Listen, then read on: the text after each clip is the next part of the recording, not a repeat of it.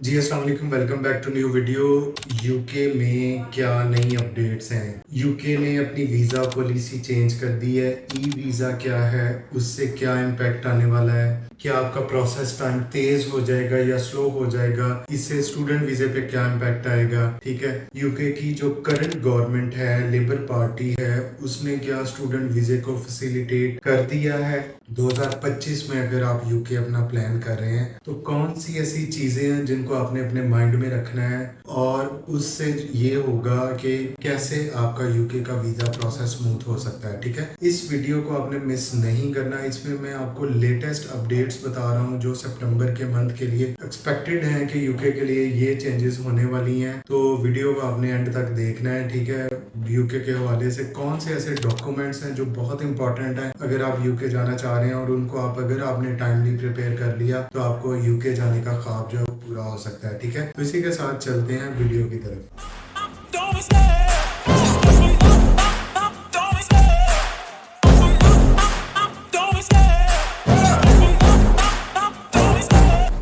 UK में आए दिन नई चेंजेस आ रही हैं। ठीक है, इनकी जो नई गवर्नमेंट आई है उसने इनके इमिग्रेशन सिस्टम में एक बड़ी चेंज लेके आ रहे हैं। वो चेंज ये है कि इसको वो पेपरलेस करने जा रहे हैं। ठीक है, इससे पहले यूके के लिए बायोमेट्रिक रेजिडेंट परमिट, जिसको बीआरपी कार्ड भी बोलते थे, और इसके अलावा आपका जो वीज़ा पेस्ट होता था, स्टिकर वीज़ा आपके पासपोर्ट के ऊपर, उसको ये ख़त्म करने जा रहे हैं। उसकी जगह ये ई वीज़ा लॉन्च कर रहे हैं। ई वीज़ा है क्या? ई वीज़ा एक इलेक्ट्रॉनिक डॉक्यूमेंट है जो जब आप यूके वीआई के जो ऑनलाइन अकाउंट है उसको क्रिएट करेंगे तो उसके बाद आपका जो है वो ई वीज़ा जनरेट होगा। ठीक है, ई वीज़े से फ़ायदा ये है कि आपका सारा काम जो है वो पेपरलेस हो जाएगा। आपको ऑनलाइन अपने डॉक्यूमेंट्स को जो है वो अपलोड करना है, आपके डॉक्यूमेंट्स की वेरिफिकेशन होनी है, आपका हर चीज़ जो है वो ऑनलाइन होनी है। ठीक है, इससे फ़ायदा ये होने वाला है कि जो पेपर बेस्ड पे,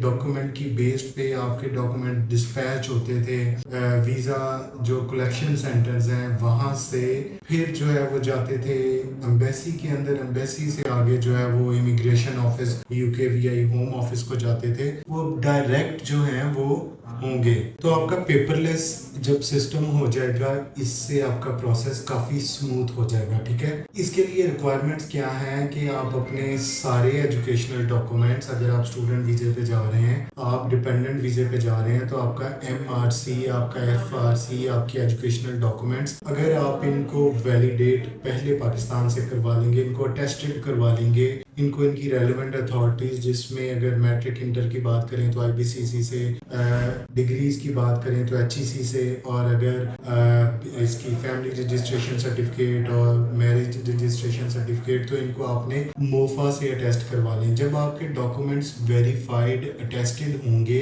तो फौरन से वो बाहर एक्सेप्टेड होंगे। ठीक है, आपको किसी भी स्टेज पे जब आप इस ऑनलाइन सिस्टम में अपना डाटा एंटर करेंगे, आपका वैलिडेटेड फॉर्म्स के साथ जो है वो डाटा एंटर होगा, तो आपको प्रॉब्लम नहीं होगा। जो यूके में पहले डिसीजन टाइम में कुछ कैंडिडेट्स का पूरा पूरा 1 महीना लग जाता है, 1.5 माह भी लग जाता है, नॉर्मल उनका डिसीजन टाइम 2 to 3 वीक्स है, लेकिन अगर इससे ज़्यादा आ रहा है तो ये ई वीज़ा की वजह से ऐसी बहुत सारी हर्डल्स जो है वो कम हो जाएंगी। तो ये बहुत इंपॉर्टेंट है, इस चीज़ को याद रख लें। जो लोग भी नेक्स्ट यूके के वीज़ा प्रोसेस की तरफ जाना चाह रहे हैं, वो अपने वेरीफाइड अटेस्टेड डॉक्यूमेंट्स को साथ में अपलोड करेंगे, तो फिर उनका जो प्रोसेस है वो काफ़ी स्मूथ हो जाएगा। और यूके वीआई ने बीआरपी कार्ड को स्टिल बोला है कि जिनके 31 दिसंबर तक वो वैलिड होंगे, उसके बाद आपने ऑनलाइन यूके वीआई का जो है वो अपना अकाउंट ओपन करना है। उसमें आपका स्टेटस आया करेगा कि आप जो है वो किस स्टेज पे एज ए इमिग्रेंट जो है वो यूके में रह रहे हैं। अगर आपका ई वीज़ा मिल गया है तो आपका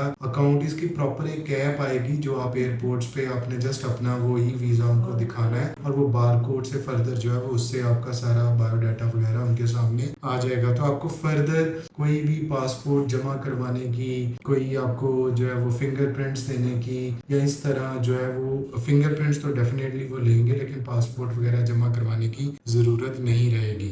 अब दूसरी इंपॉर्टेंट अपडेट ये है कि जो इनकी नई पार्टी गवर्नमेंट आई है, लेबर पार्टी, उसने जो भी इमिग्रेशन के रूल्स इम्पोज किए थे कंजर्वेटिव पार्टी ने इससे पहले, उनको कोई चेंजेस नहीं लेके आ रहा है, क्योंकि करंटली ये लोग भी इमिग्रेशन से परेशान हैं। ये लोग भी कट डाउन करना चाह रहे हैं, डिपेंडेंट्स को कट डाउन करना चाह रहे हैं, फॉरेनर्स को, इसमें पाकिस्तान, इंडिया, चाइना, इथोपिया, ठीक है, बांग्लादेश, यहाँ से बहुत ज़्यादा इमिग्रेंट जो है वो यूके में जाता है। तो इन चीज़ों को ये कट डाउन कर रहे हैं।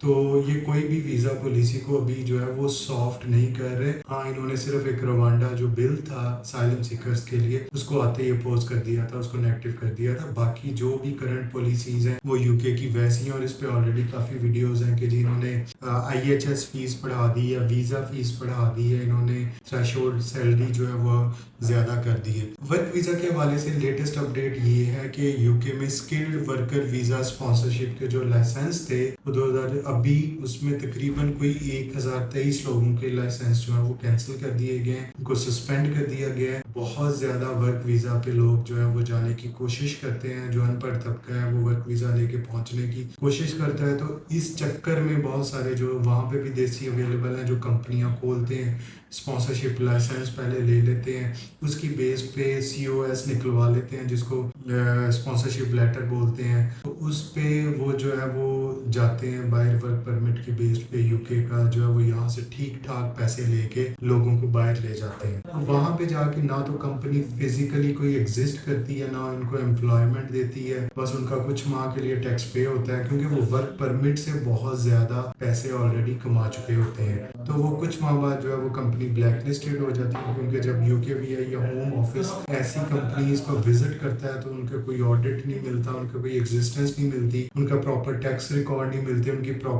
जो है वो जो भी उनकी लेजिस्लेशन है वो नहीं होती। तो वो फिर जो है वो कंपनी ब्लैक लिस्ट हो जाती है और बंद हो जाती है। और जो ऐसा जिस कंपनी का एम्प्लॉय ब्लैक लिस्टेड हो, वो उसको जरूरी है कि 2 माह के अंदर अंदर नया स्पॉन्सरशिप एम्प्लॉय यूके के अंदर ढूंढ ले, अदरवाइज वो इलीगल होगा और जैसे ही पकड़ा जाएगा तो उसको डिपोर्ट कर दिया जाएगा। तो ये वो रिसेंट अपडेट्स हैं जो यूके स्टूडेंट वीजा के हवाले से, वर्क वीजा के हवाले से। तो यूके ने नया जो अपना वीजा इंट्रोड्यूस करवाया, उसका क्या इम्पैक्ट आएगा, उससे क्या प्रोसेस स्पीड अप होगा। तो अगर आप भी यूके के लिए अपना प्रोसेस करवाना चाहते हैं, स्टूडेंट वीजे का, सही डिग्री वीजे का, या आप किसी भी कैटेगरी में, ESOL पे भी मैंने वीडियो अपलोड की थी, तो आप हमारे इस ऑफिस में हमारे इस नंबर पे रब्ता कर सकते हैं। हमारी टीम आपको प्रॉपर जो है वो वैल्यूएट करके गाइड कर देगी। आपने व्हाट्सएप टेक्स्ट करना है, अपनी प्रोफाइल बतानी है, उसके बाद जो है वो हमारी टीम आपको उसका रिस्पॉन्स देगी, और टोटली फ्री ऑफ चार्ज, कोई इसमें फीस नहीं है। और ये प्रोसेस करना मस्ट है ताकि आप जो है वो टाइमली यूके पहुंच सके। Thank you so much.